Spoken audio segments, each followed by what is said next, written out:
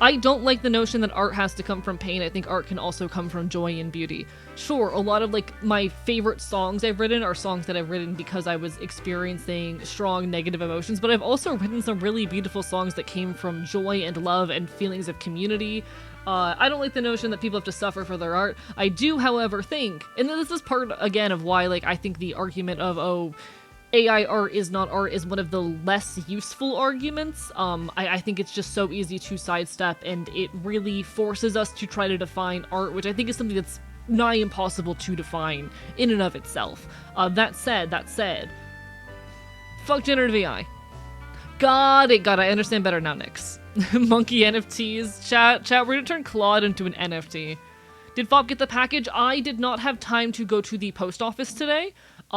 Which reminds me, I've got a bunch of packages I gotta ship out tomorrow. Anyone who ordered the discontinued merch pack from the recent event, I will be hopefully shipping that out tomorrow or Wednesday. I could not drop by the post office today. Did not have time.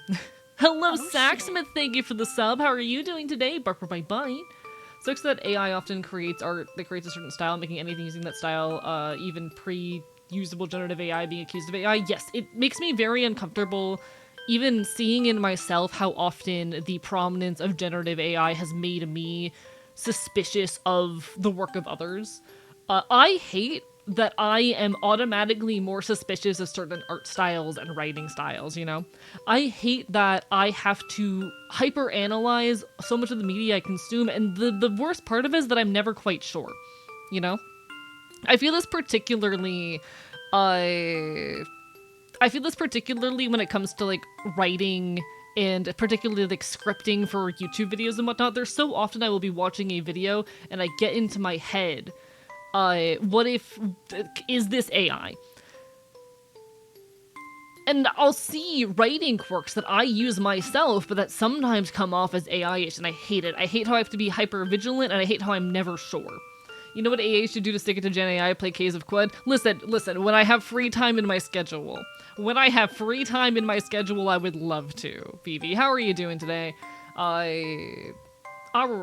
my homies hate Gen AI because if they don't, they ain't a homie. True that. By the way, shoutouts to a couple cool folks in chat. Hello to Elowin and to Doc VV, both wonderful content creators. VV is a mad scientist VTuber and real life mad scientist.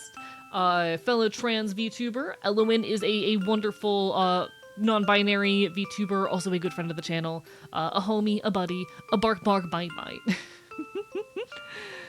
I've wondered that on some video essays only say they were uploaded 6 years ago. I'm so scared that there is going to be a day where people accuse my video essays of being written by AI because I just have a very, I have a very particular writing style, and I don't think my writing style is super AI adjacent, but it's weird enough that I could see some people deciding that it sounds unauthentic in some way. I hate this pressure that I feel sometimes to dumb down my writing or to make my writing less formal for the sake of not sounding AI.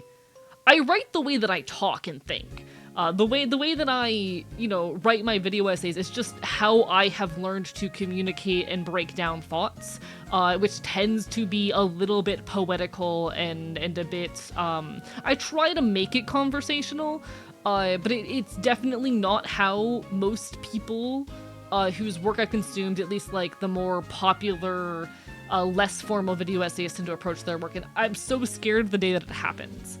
I was honestly surprised I did not get any comments on my most recent video essay accusing it of being AI, because there were a few sentences where I'm like, I could see someone looking at that sentence and assuming. That said, I refuse to change the way I write, so. Got called an AI voice because I'm not very expressive when I talk and I use grammar fairly strictly. Fear. Big fear. I have a flat affect. Hope you have a great stream though. Gotta get dinner to me. Of course. You get some good foods. LON, all the best. Barber by Bite. You definitely feel like the person that would know. Is there a way to turn off AI responses in Google? So I'm gonna be so honest. I don't know. I know that there's certain, like, Google, or rather, browser extensions that can do it, but I don't have them off the top of my head. Hello, Sanic, Barper by Bite. I don't use the internet much. Not a big internet user. Reminds me of that autistic professor that was accused of being AI because their emails were too cold. That's the kind of shit that I'm scared of. Because, like, okay, being so real, there are certain telltale signs of AI, don't get me wrong. There are certain things you can look at and you can judge and you can say, okay, this is more or less likely to be AI. Sometimes it's very obvious that a thing is AI. I, however, do not believe it is as easy to tell as a lot of folks think.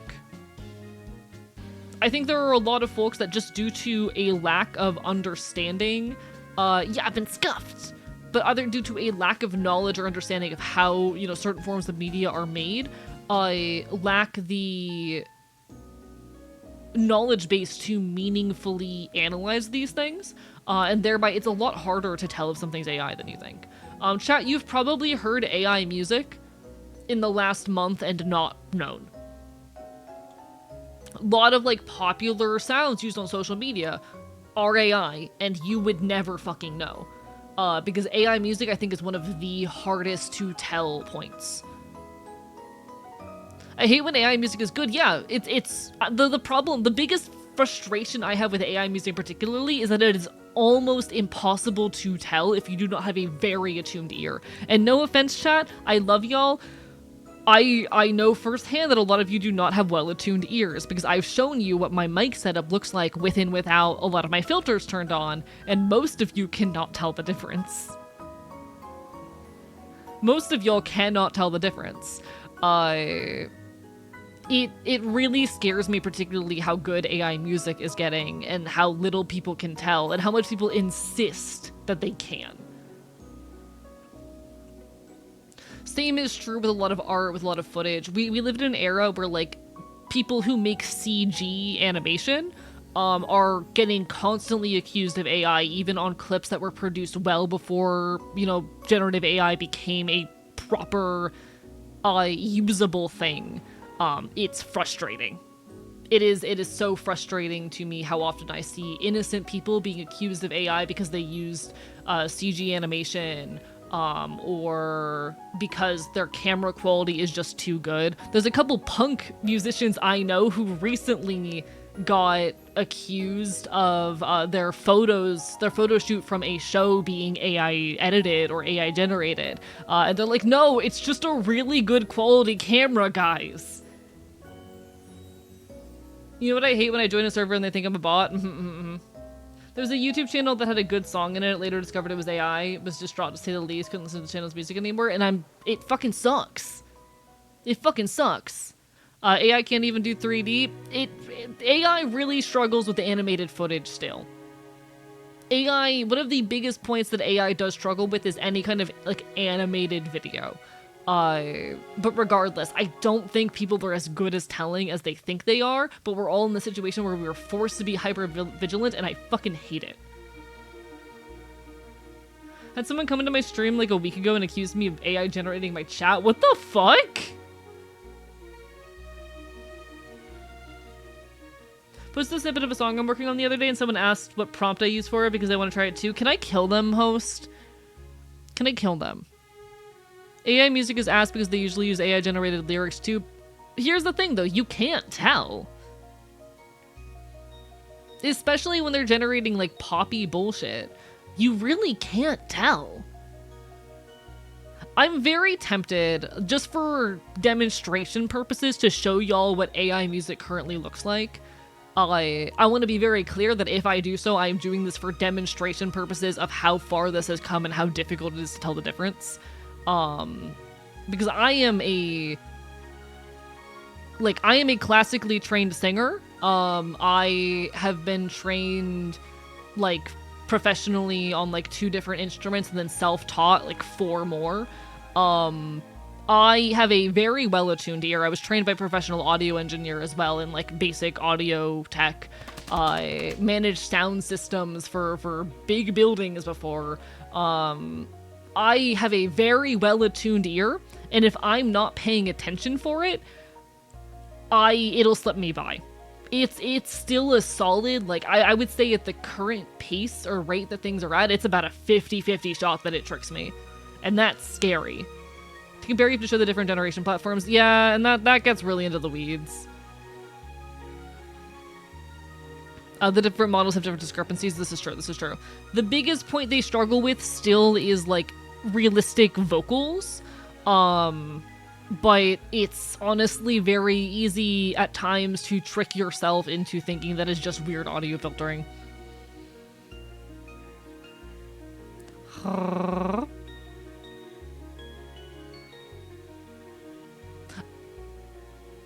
Loretail Shepherd, I think I grabbed a few of your codes the other day. I would give the argument of don't even give them a platform.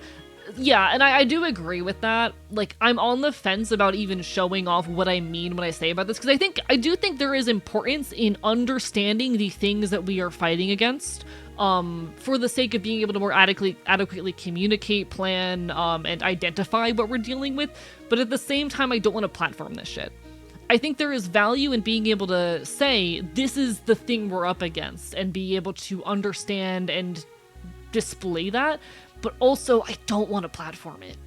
Hello, Corvo Apollo. Welcome on in. Bye. I've had the feeling for a long while that the music I listen to is getting really... One sec. Message. Was getting really repetitive, disappointed to listen to an album where every song sounds exactly the same. See, I don't think that's necessarily an AI thing. Also, hi, Corvo Apollo. Bye. That is not necessarily an indicator of AI. A lot of musicians, as they just kind of get into their comfort zone, do tend to produce things that sound a bit samey. There have been times where I've listened to an album and I'm like, okay, every song on this sounds like the same song 10 times over. And that's just a thing that tends to happen with musicians as they get further into their careers or as a music project continues. But it's a thing. My grandmother listens to AI music stories or AI romance stories on YouTube, and she's obsessed with them because they're so realistic. I have no idea how I'm supposed to educate and stop her from interacting it without her forgetting at some point. And I'm gonna be honest, sometimes you can't. Sometimes, some fights, this might just be a personal thing. There's some fights that aren't just worth it. Sometimes arguing about certain political points with, like, your relatives just is not worth it. You're not going to get anywhere, and you're just going to frustrate yourself or potentially endanger yourself in the process. And I don't blame people for not fighting those fights. Sometimes it straight up just is not worth it. But nah, I hate how good AI music has gotten. I struggle to tell the difference a lot of the time. One sec, I'm adjusting my webcam. There we go, that's a bit better. Especially difficult when you listen to lyricless genres like lo-fi too. The amount of AI-generated lo-fi is absurd. Way too curious on what game codes that I threw on you redeemed. I think I grabbed Slime Rancher. I forget what else. I think like the last campfire. There were a few that I grabbed.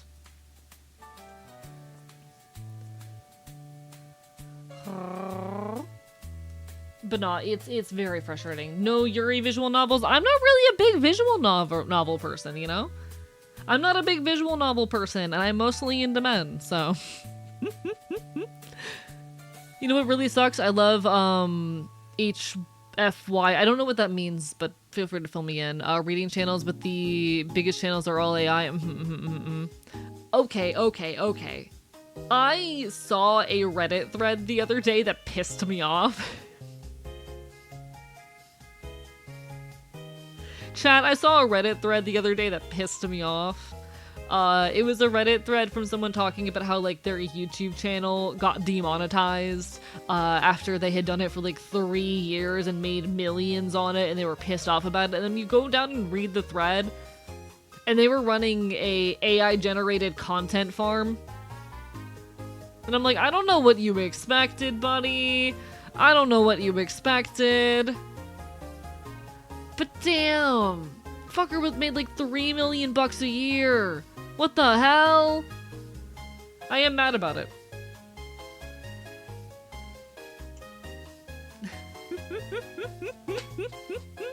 My dad has coworkers who use Claude, and he hates dealing with them because they're painfully clueless about how to actually code.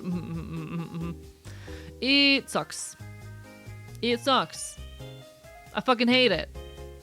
Highly recommend A Date with Death. I've heard good things about A Date with Death. What about me? It's okay, Claude. Not you, the other Claude. It's okay, Claude the Red, you're the good one. You're the good Claude.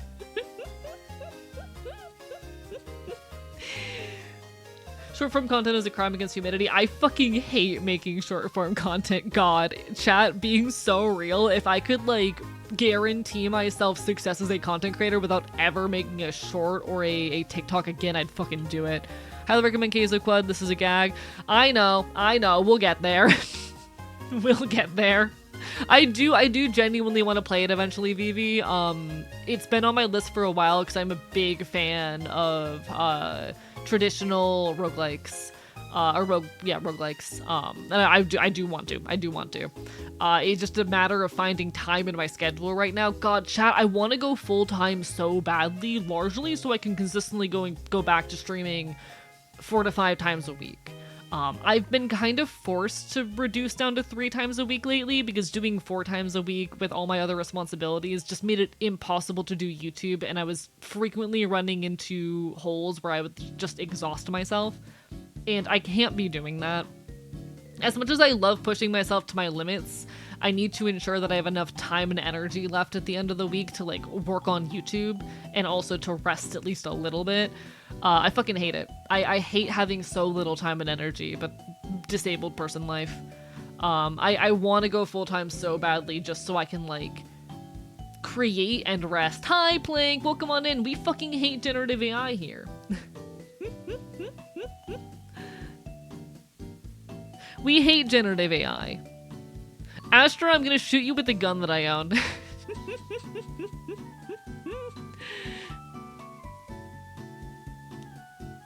Bark, bark, bite, bite.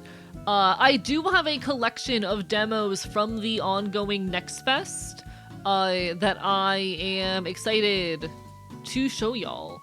I'm hoping they will all be good and enjoyable. I've checked all of them to make sure that they don't feature generative AI. I might have missed something. If any of the games that I check out today do happen to include generative AI, please let me know and I will stop. Please let me know and I will not fucking play them. That said, you know, I did my best to make sure there is no generative AI in the pool to begin with. Thank you much for the shout out to Claude. Guys, Claude's a wonderful fellow anarchist content creator, and I'm biting him with all of my teeth. I'm just a dog. I will admit, I used ChatGPT once years ago when it first kicked and I thought it was shit and boring. Yeah, to be perfectly clear, I do not blame people for, like, early on in the days of generative AI when the risks and dangers of it were not as widely talked about for people touching it. And I'm gonna be honest, I give all my love to people who made that mistake, who got into it for a bit, and who realized it was fucked up and stopped. I am all for redemption arcs. I think it's really cool, actually, when people realize their flaws and become better. Big fan of forgiving people when they've shown a demonstrable desire and effort to change, you know? Big fan of saying, hey, you fucked up, but I'm proud of you for, like, you know, realizing you fucked up and doing better. I'll admit, in the early days of, like, character AI, I poked around with that shit. In the early months of it existing, before, like, was something I properly understood, before the flaws and harms of it were something that I had fully realized and understood, yeah, I fucking messed with that shit a little bit. I'll admit to it. I genuinely think there is so much importance and value in recognizing our errors and deciding to do better. I'm not gonna blame anyone for, like, touching generative AI back when it felt like a novelty gag. And I'm not gonna blame anyone who used it for a while and realized how fucked up it was and stopped. You know? Hello, Brink _ Barper Bite Bite. We love Claude. Chat, Claude's hot. Anyway, I'm normal. I think Claude's very hot, and I'm very normal about it. Didn't know about Gen AI until 2025. Yeah, it's easy to be out of the loop on this shit. I'm not gonna fault anyone for that. I hate generative AI. We putting spoilers in the title? Yes. Yeah, I hate generative AI. Chat, can I talk about one of my biggest frustrations of the last, like, hour? And the reason that this stream is titled this. Chat, there was a game I came across while going through the Next Fest demos that really caught my eye. It was a game about being a streamer. It reminded me a lot in its description of Needy Streamer Overload, and that it was a story wherein you just had to desperately try to figure out how to survive as a creator. And my initial reaction to that was, oh, I need to play this. My favorite stories are stories about the hardships of being a creator, the mental and physical and emotional difficulties of pursuing creative fulfillment. Hello, Wonder, thank you for the resub. Barber Bite Bite, how are you? But some of my favorite like pieces of art are pieces of art about being a creator and the hardships of doing so. And I'm so excited to download this demo and to like check it out on stream with y'all tonight.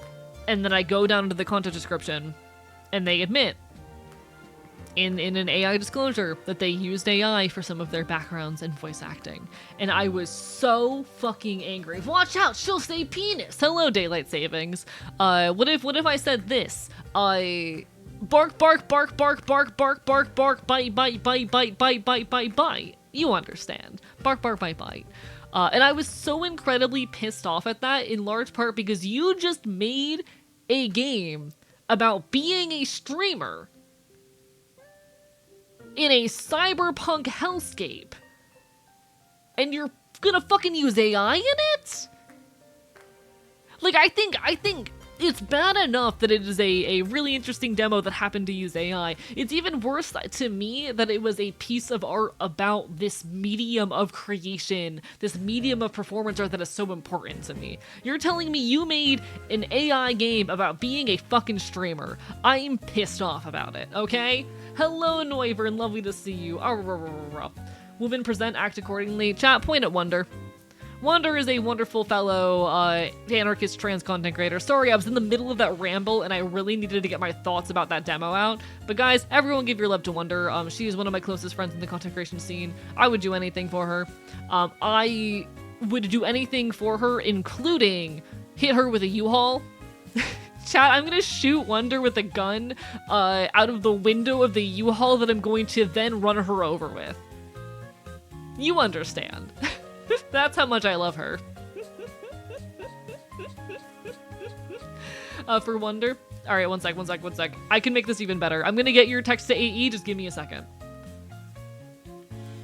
Penis.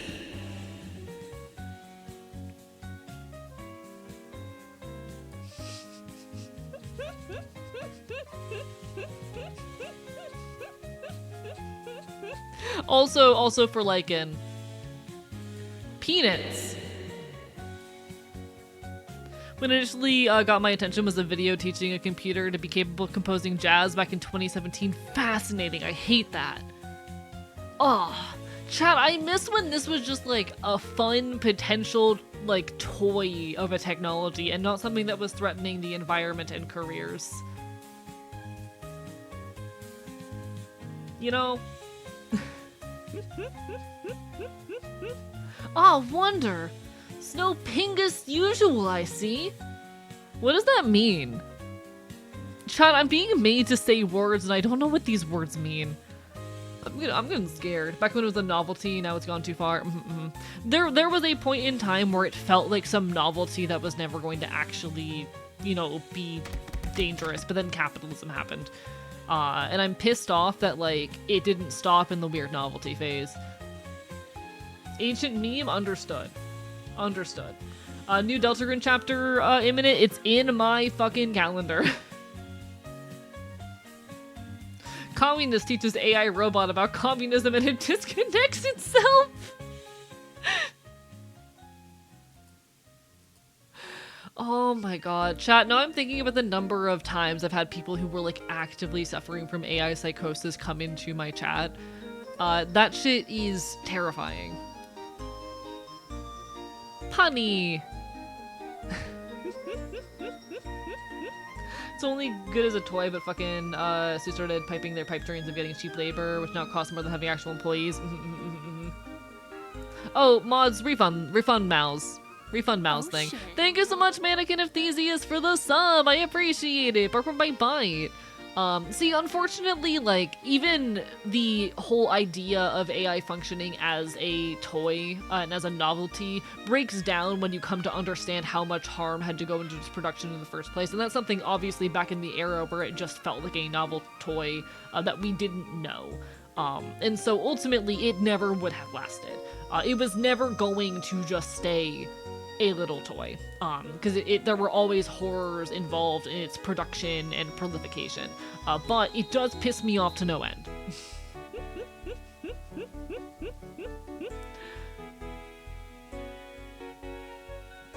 But thank you everyone for the hype train. Bark for my bite. Any money I make via content creation is such a important thing to me. Thank you. Have you heard of a band called I Don't Know How But They Found Me? Yes, I do know them. I've seen them live. Twice, actually. I do appreciate it, though, someone awesome. Thank you so much, Not Pancake, for the Prime sub. What the hell? It means the world. Hey, chat. We're really close to level 2 on the hype train. You will. Mod sees his means of reproduction. I mean, I think that's called, like, spaying and neutering a motherfucker? I forget which is which. I mean, that would technically fix me. That's one way of fixing me. Hello, Kibu, Bite. How are you doing? I'm talking about how much I hate generative AI. That song just felt relevant to the conversation. Oh, absolutely, and you're totally good, someone awesome. I just think it's really funny to be like, yes, I have actually seen that band live. I saw them at Warped Tour last year.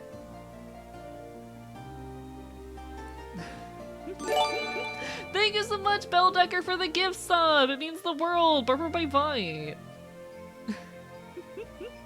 Fix UI. How are you gonna tackle anyone who tries to fix you? No. For context, Kibo. For context, the joke was that Claude was going to seize my means of reproduction, and I went, that's just the same thing as spaying or neutering someone. I'm just a dog. And sometimes you refer to that as fixing a dog or a cat or an animal. You know, that's the bit. I'm explaining the bit. I'm explaining the joke.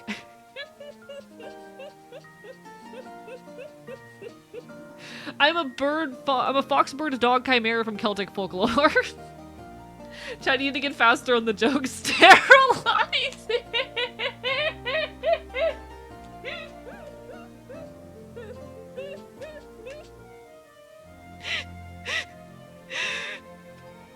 I mean, stoned GZ, nullification is a thing. That is a thing. That's an option.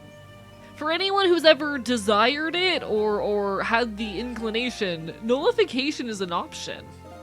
You can just have nothing down there. That's an option. There's a word for it. Here they don't let you. I tried. Damn, I'm so sorry, Kibu. I hope someday. I hope the option is one day available to those who desire it. Science is cool. Science is cool. Science is cool.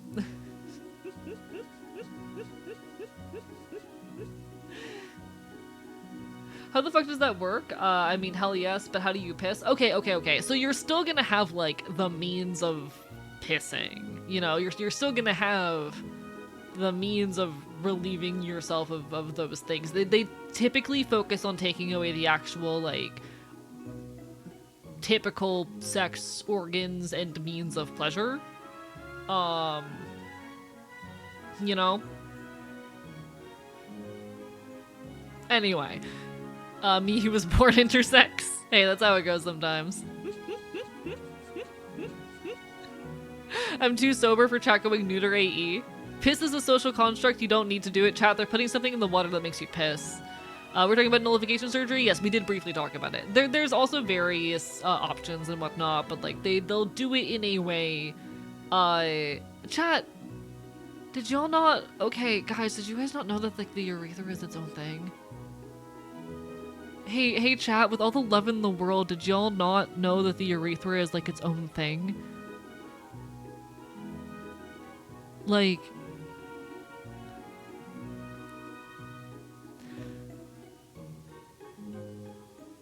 I know it's a bit different in the penis side of things, but like at least in the you know, vagina side of things, it's its own hole. It's its own hole, guys. The urethra is its own hole. Anyway. Putting water in your water to make you pee.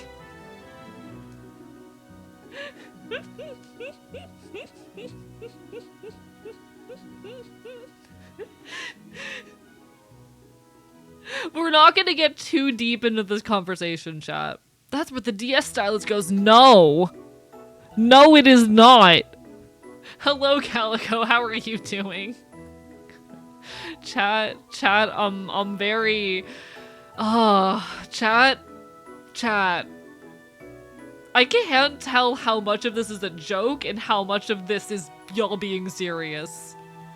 If I can make more holes in you with a gun, I might appreciate that right now. I don't know how much of this is y'all joking and how much of this is y'all being serious. With all the love in the world. They don't teach us in high school bio, also true. Sex ed has failed so much of the world. Anyway, chat, I think this is enough conversation about urethras. Jesus Christ. Okay, fuck it, AE, start the biology lesson. I do not want to teach this biology lesson.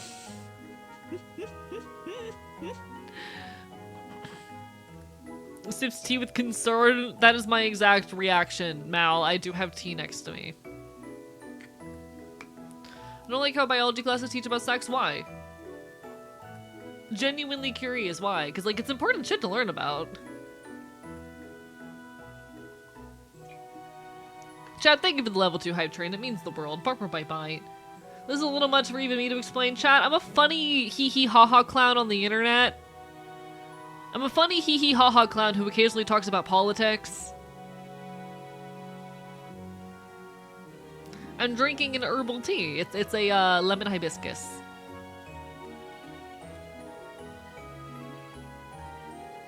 Listen, chat, I'm a funny internet hee-hee ha-ha clown who also talks about politics. I am not equipped to teach you guys basic sex ed. Go ask Vivi how babies are made, chat. Go ask Vivi that one.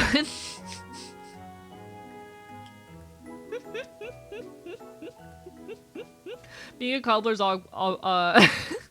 Listen, Vivi, I'm not the biologist here.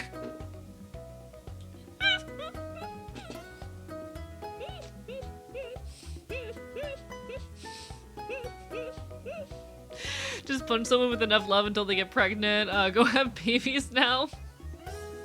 Merch idea, AE VODs on DVD. That'd be so much cost to produce. I'd love to do it someday, but I'm not big enough or confident enough in my content creation to do that. I would love to maybe someday put my video essays on DVD, because those are more produced and feel more worth it, but... Jesus Christ, chat. Hello, Banana Tiger, hi.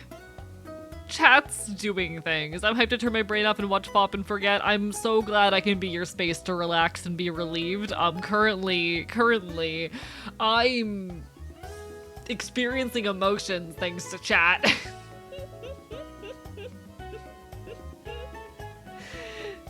Jesus Christ. Things are off the rails in this one. Alright, chat, world's most normal guy. Has Vor been mentioned yet? I don't think so, actually.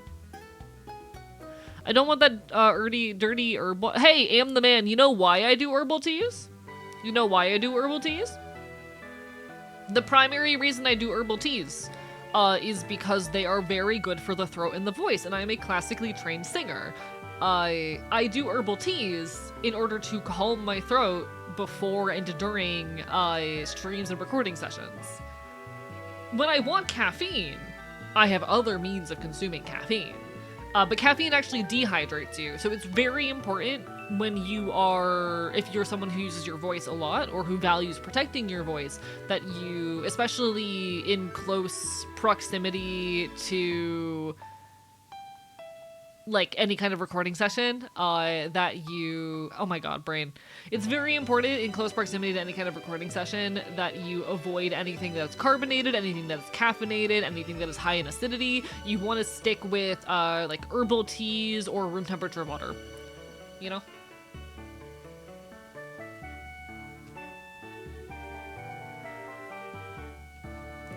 If you keep drinking Rockstar energy drinks, I'm gonna put your used cans in a bag and beat you to death with it. Joke's on you! Joke's on you! I've been drinking Celsius lately. Hot coffee helps open my vocalizing parts? No, don't do it. Listen, if you actually value the health of your voice, do not use coffee during vocal warm-ups or closely before doing any vocal shit. If you actually value the quality of your voice, do not do that. You want to avoid anything that is extreme in temperature. You want to avoid anything acidic. You want to avoid anything caffeinated. You want to avoid anything... I said all the important ones. Genuine, I'm being completely genuine and upfront here. If you are someone who uses your voice a lot and who values the long-term health and well-being of your voice, you do not want to be consuming anything with caffeine, anything with a high temperature shock in either direction, anything acidic, etc., within close proximity of recording. Stick to herbal teas and room temperature water, I am begging you.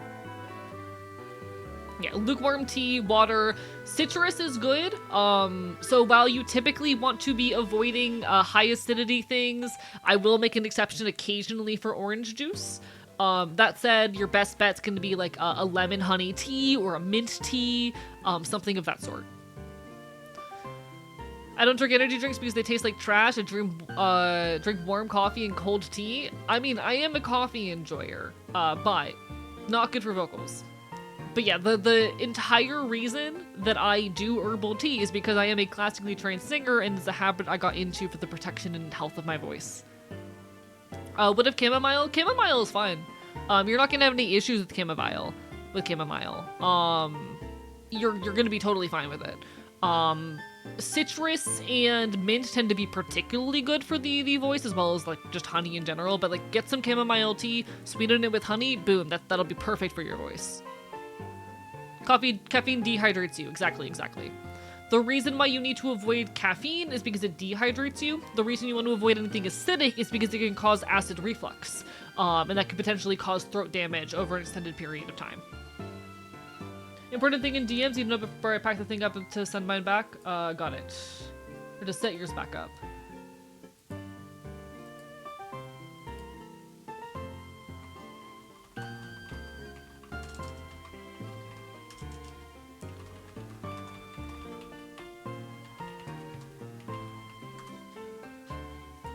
Alright.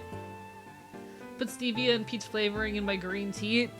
If you're not a vocalist and you don't care about the like long-term care of your voice, that's fine.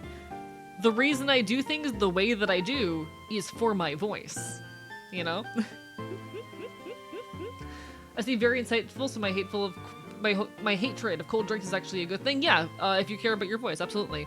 Started working out again like Herdy. Oh shit, congratulations though, Peru. I need to get on the workout train myself soon. I'm hoping to tomorrow morning get up early, make a protein shake, and work out before I like go to the post office, mail packages, and get on the video grind. Teehee. I'm hoping to do that. I'm trained in singing while drunk professionally. I love this for you. If I can be so honest, chat, I've been frustrated recently on the singing end of things because between the testosterone and my habit of smoking weed on occasion, I've started to notice some degradation in my voice, and I'm not fond of it, if I can be so honest. But nah, I want to start working out again. I've been finding like points where my voice is cracking and a lot less clarity in my singing voice than I used to have, and I know some of that is stuff that I can that I can recover by getting back in my classical singing routines and investing in them again. But I'm really worried about the way my range is atrophying. And I started to hear a lot of grit in my voice where I'm not used to having grit for my singing, and I don't like it. I don't like it. As someone who always had a crystal clear singing tone, don't like it. It'll even out as you go along, I promise. Can I find an example of me doing some classical singing stuff back in the day? This is, if I manage to find this clip, it's going to be really old. So bear in mind that it's not my peak performance, but...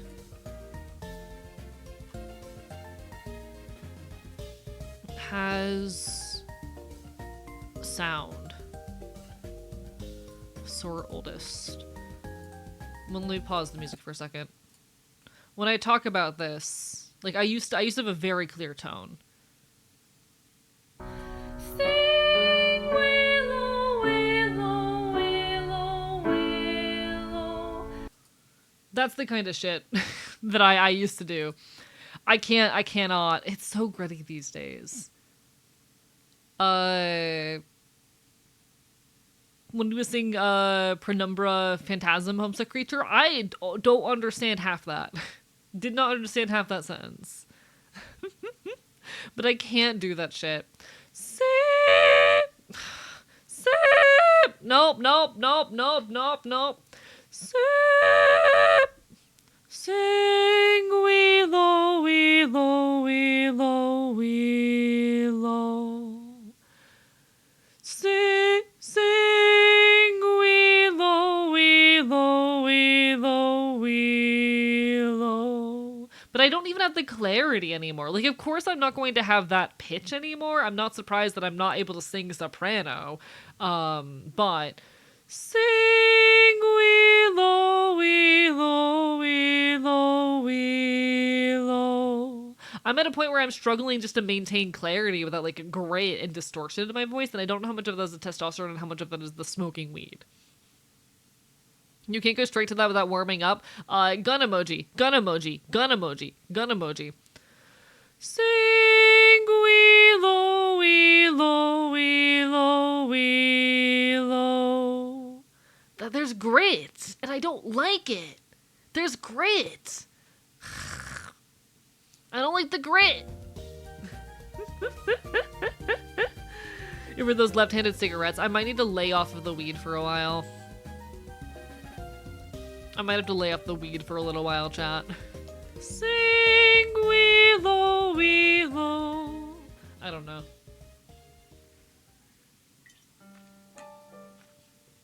Here were those left-handed cigarettes.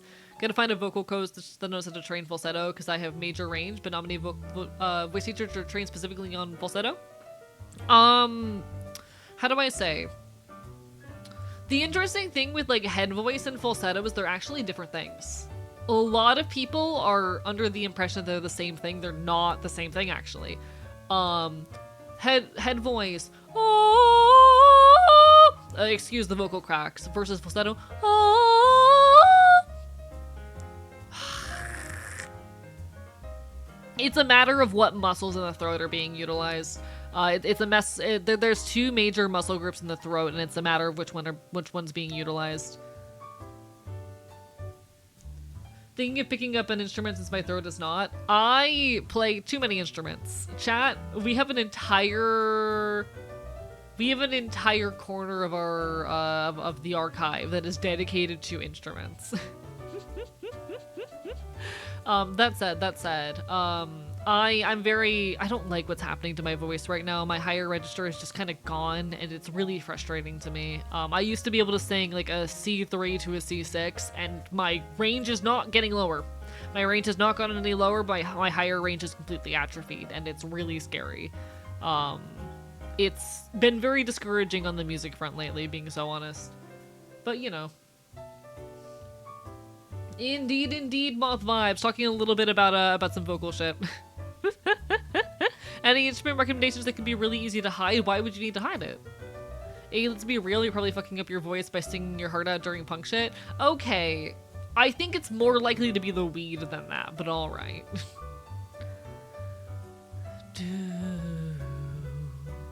I actually was working on some songwriting stuff last night, but I didn't manage to finish anything. Don't judge my parents for not poking my stuff, but why would they get mad at you for having an instrument? I don't know. I don't know much about instruments that are easy to hide. Have you considered gravel in a voice is hot? Okay, but it's not what I want in my singing voice. I don't know. I've been frustrated with how testosterone has been shifting my singing specifically. I really like how my speaking voice is coming to sound. I don't like what it's doing for my singing voice, and I realize a lot of that is just on me picking back up my vocal practice, but alas. Hello, Moth Vibes. Hi, hi, hi, hi. Can hit G2 and my falsetto goes up to F5, no warm-up. Jesus, not bad. That is solid. That's some decent fucking range. Like not without a warm-up, that is decent fucking range. To be fair, E doesn't affect your voice, but T does. I'm aware. I'm fully aware. That's why I'm talking about this. It has been a frustration for me because I'm a classically trained singer who used to have a pretty big range. I was a mezzo-soprano, and my vocal register for singing has been shifting in ways that I'm not happy with. And that was one of my big fears going on HRT. The ways it was going to specifically impact my singing stuff. Did you sing solo or choir? Both. Both.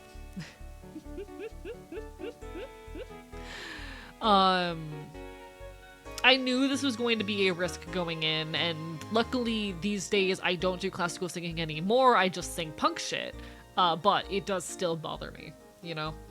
My singing is just not as confident. I can't belt the way that I used to. I was trying to belt some Everybody's Worried About Owen in the car on my way home yesterday, and I just can't belt the way I used to. You probably have to fully relearn to sing with more of your chest and head voice. Turns out music is hard and you had to sing folk punk. Instrument hiding. I'm hiding a whole ass Shadowcaster for my spouse under our bed, spending a year learning love songs in secret while they're at work. Damn! I mean, hell yeah, Whisper Interstellar. That is impressive, genuinely. I can't imagine hiding an instrument. I love my instruments so much. I have guitar, banjo, ukulele, harmonica. I taught myself mandolin. I also have a keyboard. I taught myself mandolin, but I don't own one. God, I love instruments. Chad, I really want to get a mandolin soon. Fuck, I really want a mandolin. World's most normal guy.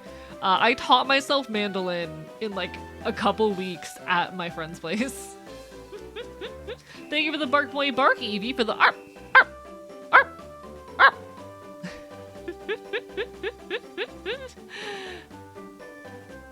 Got to see Stomach Book a couple months ago. Blew me away that they could shred a harmonica like that.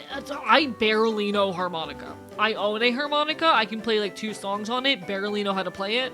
I really need to sit down and like figure that out at some point. I also need to work on my banjo. I'm not good at banjo.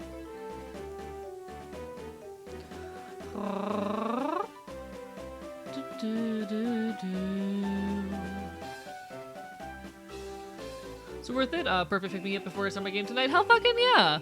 I love this for you. Nah, I'm a really big acoustic string instrument kind of bitch.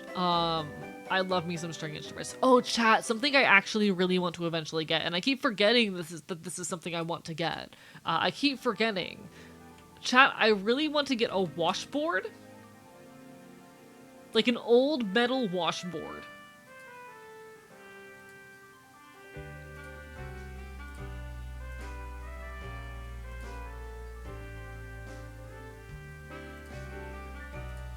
One sec.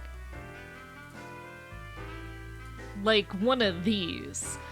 They are very frequently actually used as percussion in like a lot of like folk music, especially also in folk punk. But I really want to get an old metal washboard to use as an instrument. You know? I need it. I need it. One sec. Can I pull up like a pic of Days and Days real quick? Give me a second. I'm about to show y'all the band that made me punk. I have a friend who used to travel with them like a decade ago. I have a friend who used to travel with them a little bit. But chat, this is Days and Days. They are, again, the band that made me punk, just rocking that washboard. Like, chat, I need this in my life. I need this in my life.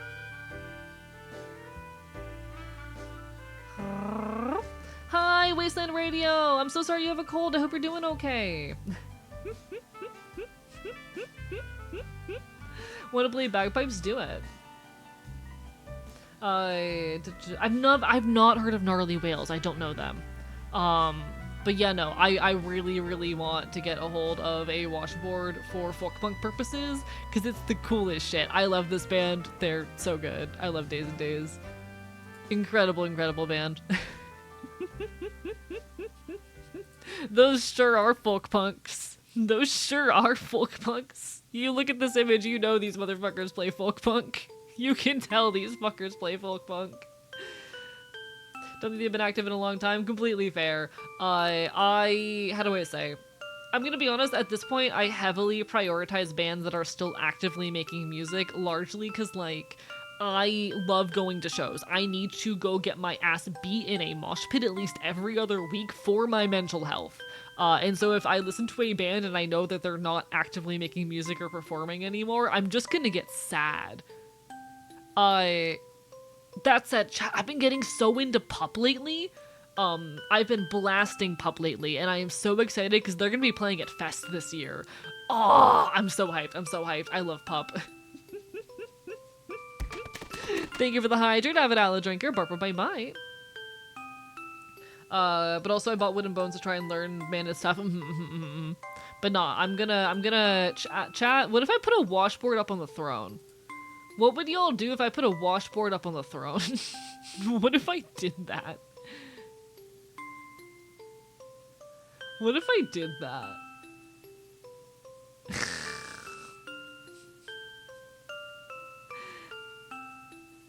I could do that. Just do it? I could. It'd look really funny hanging up in the archive. Hello, Cloudion. How are you doing? Bye. Do it, you won't. I'm nervous because I don't know if people would actually want to support that, you know? That's the fear. You know?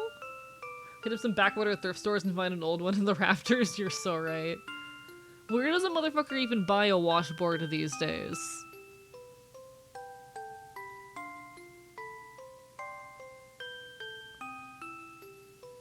Huh.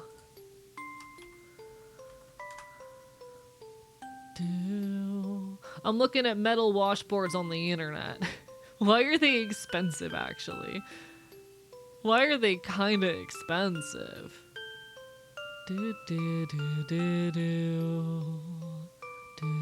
I would have to look and see, like,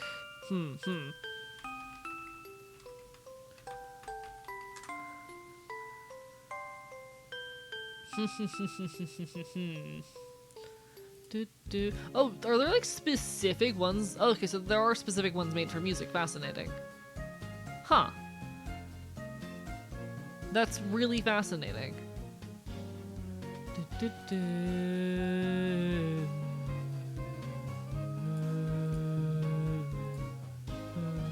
Chat, I would have to do more research. Hello, Araya! Barber by Bite, how are you doing?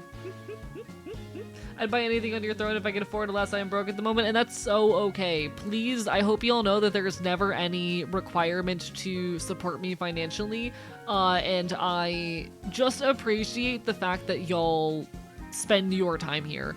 It means the world to me that y'all bother to hang out in my space, and you know, have fun with me.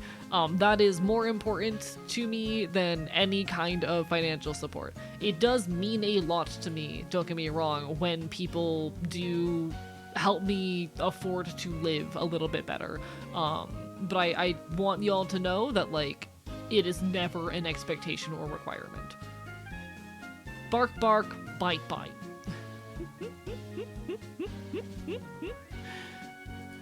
I'm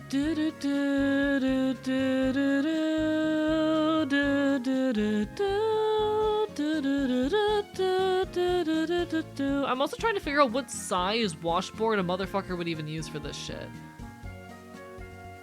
What size washboard would a guy use to do percussion? You know? Provide that info in a place to learn about activism, of course I'd be here, and it means a lot to me, genuinely. There will be an ad hitting in about a minute. I do apologize, folks. Twitch just forced me to run ads. Y'all know the drill. I'm just a loud punk boy on the internet. No skeleton xylophone. Do not currently have a skeleton xylophone. Not currently. Perhaps someday. Chat, if I got a washboard and put one up on the throne, what size would I get? Because, like, there's pale sizes. There's also family sizes. I don't know what size I'm supposed to get. I don't know what size a motherfucker is supposed to get. Huh. Huh.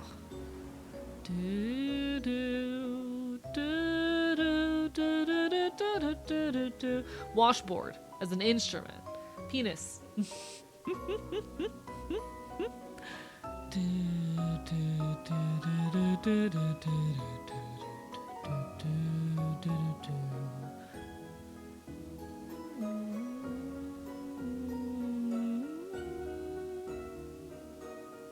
Of course, the largest one you can? No. Fuck you, first and foremost. I don't know. I gotta do more research if I'm gonna do this shit. I gotta do more research. I just think it'd be really funny to own a washboard. And then to use it to make folk punk music, you know? I just think it'd be really funny. I think it'd be cool. Oh shit. Thank you so much for the Prime sub moth vibes. What the hell? It means the world. But we know the larger the better. That's why I bought a 200 pounds tub of mayonnaise. Are you gonna use that before it expires? Are you going to use it all before it expires? Are you sure? Why am I like this? Chat, world's most normal guy. Chat, world's most normal guy. He's so normal. He is so normal. I'm trying to figure out what size the one that Days and Days uses would be. Huh. I'm not good at judging the sizes of things, chat. It's an instrument, it is an instrument. I don't even like mayo. I'm gonna kill you with a gun. IDK bigger better, so I thought I'd like if it was bigger. That's not how any of this works. That's not how any of this shit works. You know that. You know that's not how this works. I'm killing you. Chat, I like committing murder. It's fun. Chat, would you guys still love me if I committed murder? Would you guys still love me if I did murder?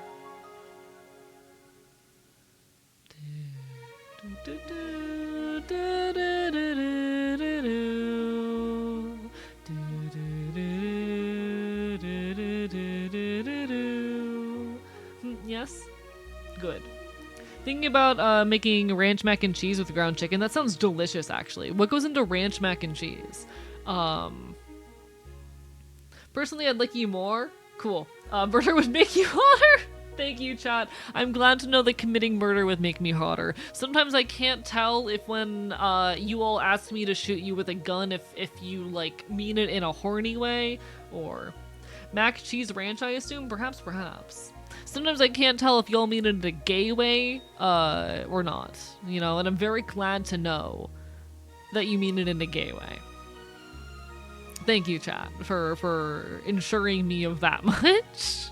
Jesus Christ. Yeah, I need to look into getting a washboard. Murders for crows, not dumps? What do you mean by that? I'm allowed to commit murder. Are you gonna tell me that I'm not allowed to commit murder just because I'm not a crow? Replace 1/4 to 1/2 milk with ranch? Fascinating. I might have to try that soon. That sounds delicious. That sounds very tasty. Okay. Ranch mac and cheese sounds very good. I always mean it whichever way is funniest. Sure, whatever you say. I totally believe you. I 100% believe you. Absolutely no questions asked.